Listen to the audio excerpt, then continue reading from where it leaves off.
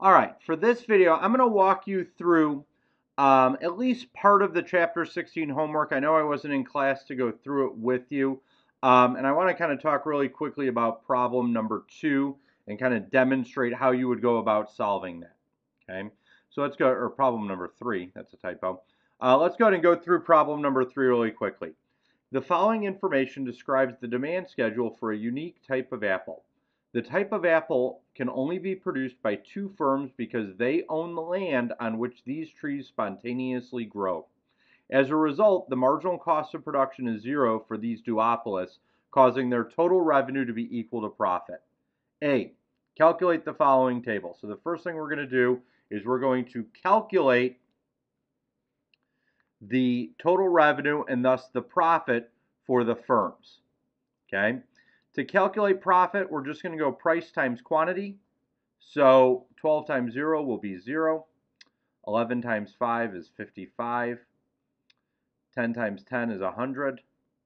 9 times 15 is 135. 8 times 20 is 160. 7 times 25 is 175. 6 times 30 is 180. $5 times 35 is 175. $4 times 40 is 160. $3 times 45 is 135. Check that. $2 times 50 is 100. $1 times 55 is 55. $0 times 60 is 0. Okay? If the market were perfectly competitive, what price and what quantity would be generated? Explain. Well, they would produce up until marginal revenue equals marginal cost. Profit would be 0. The price of paper would equal $0. Quantity would equal 60. Okay? If these 2 firms colluded and formed a cartel, what price and quantity would be generated in this market? What is the level of generated profit generated in the market, and what is the level of profit generated by each firm? Well, if they were a cartel, they would maximize profit. Okay?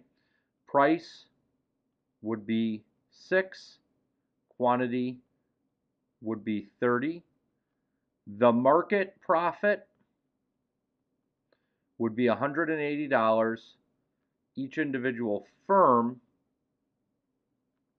would be 90.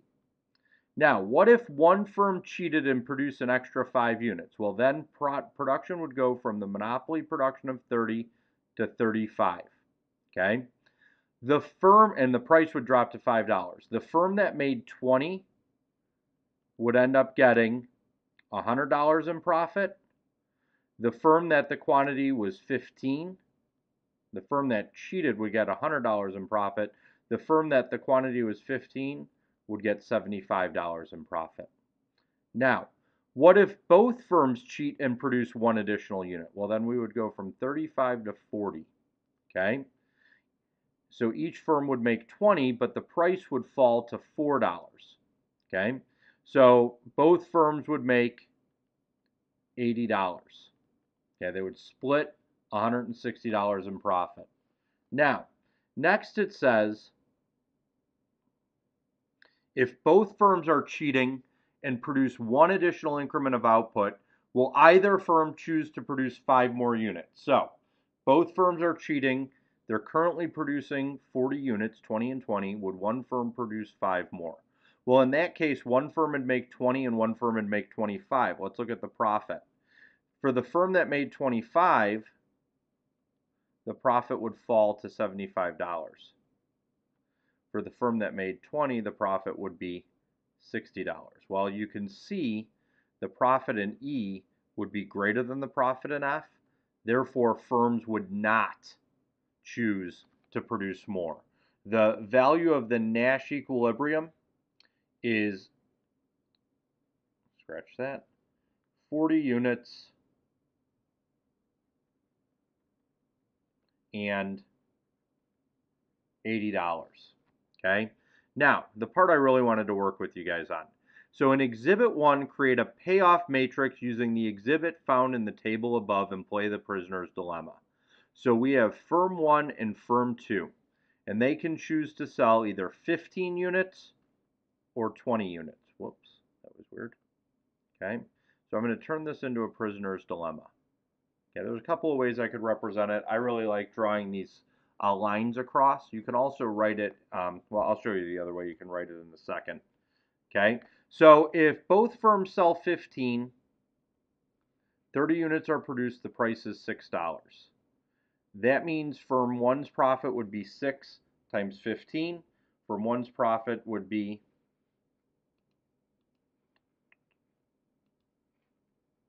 let's see, 6 times 15. Firm 1's profit would be 90. Firm 2's profit would be 90. Okay. Now, if firm 2 sells 15 and firm 1 sells 20, total production would be 35. 15 plus 20. At $35 units, the price is $5.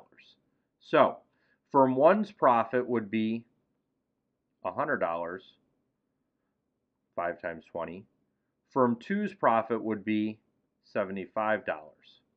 Now, if firm 1 sells 15 and firm 2 sells 20, that would be this quadrant here.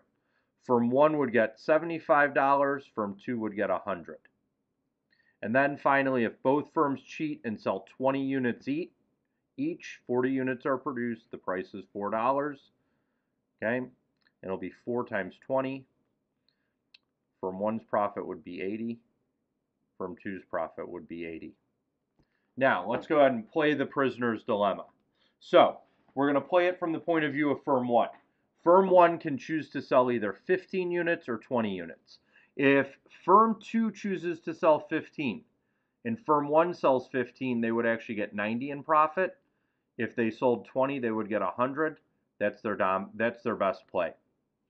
If firm 2 sells 20, firm 1 could go short, sell 15, or they could sell 20 and get $80 in profit.